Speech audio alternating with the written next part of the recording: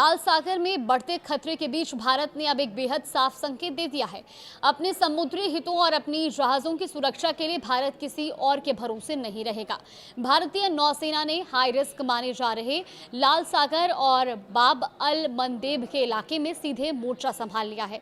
भारत से जुड़े 2 crude oil tanker MT Compass और एमटी थलाटा को भारतीय नौसेना ने सुरक्षित एस्कॉर्ट किया है और इसके लिए आईएनएस त्रिशूल और आईएनएस आदित्य ने 9 और 10 अगस्त को इन दोनों जहाजों को बाब अल मंदेब के संवेदनशील समुद्री इलाके से सुरक्षित बाहर निकाला।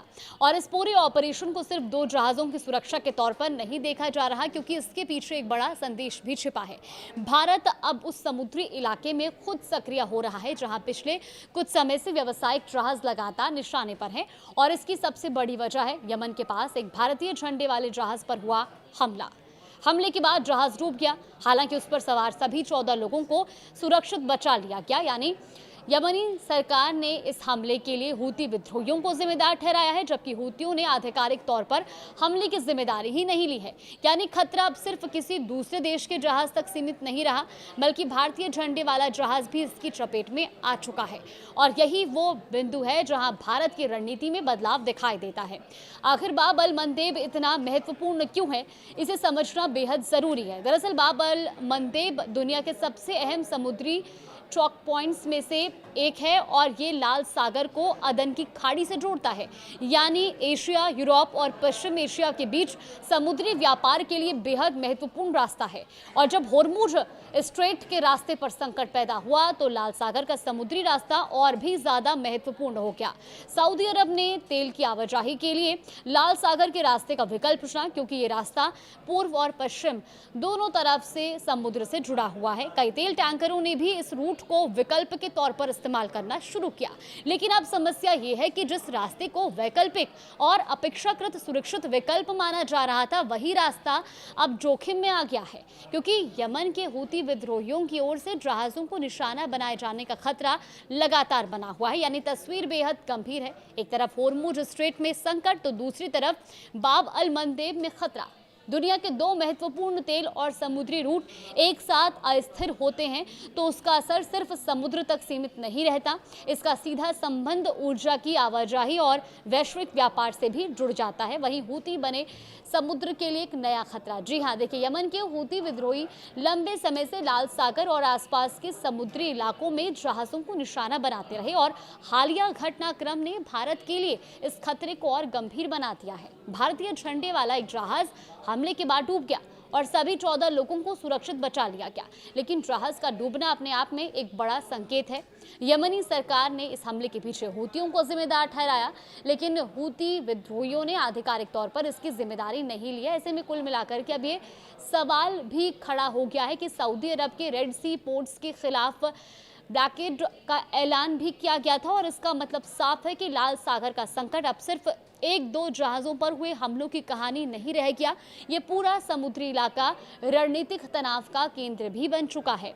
अब सवाल ये भी है कि आखिर भारत सीधे मैदान में क्यों उतरा है। देखिए, सबसे बड़ा सवाल यही है, भारत को खुद अपने युद्धपोत उतारकर तेल टैंकरों को एस्कॉर्ट करने की जरूरत क्यों पड़ रही है। और इसका जवाब हालिया घटनाक्रम में छिपा है, क्योंकि भारतीय झंडे वाले जहाज के डूबने के बाद ये साफ हो गया कि क्षेत्रीय संघर्ष का असर भारतीय समुद्री हितों तक पहुंच चुका है। और ऐसे में भारत के लिए सिर्फ ये उम्मीद करना पर्याप्त नहीं है कि अंतर्राष्ट्रीय व्यवस्था या दूसरे देश इस समुद्री रास्ते की सुरक्षा सुनिश्चित करेंगे। और यही वजह है कि भारतीय नौसेना ने हाई रिस्क जोन में अपनी मौजूदगी और सक्रियता बढ़ाई है।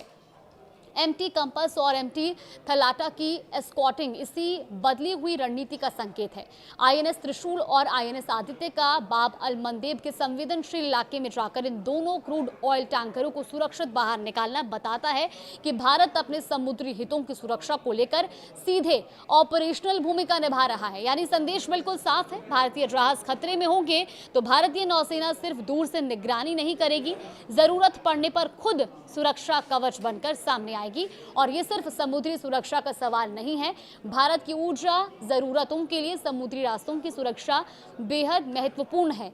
और अगर किसी एक महत्वपूर्ण समुद्री चौक पॉइंट पर लंबे समय तक संकट बना रहता है तो उसका असर जहाजों की आवाजाही, तेल की सप्लाई और व्यापक व्यापारिक गतिविधियों पर भी पड़ सकता है। इसीलिए बाब अल मंदेब में भारतीय नौसेना की सक्रिय मौजूदगी को एक बड़े रणनीतिक संकेत के तौर पर देखा जा रहा है। अब सवाल यह है कि आगे क्या होगा। तो फिलहाल सबसे बड़ा सवाल यह है कि लाल सागर और बाब अल मंदेब में खतरा कितना बढ़ता है।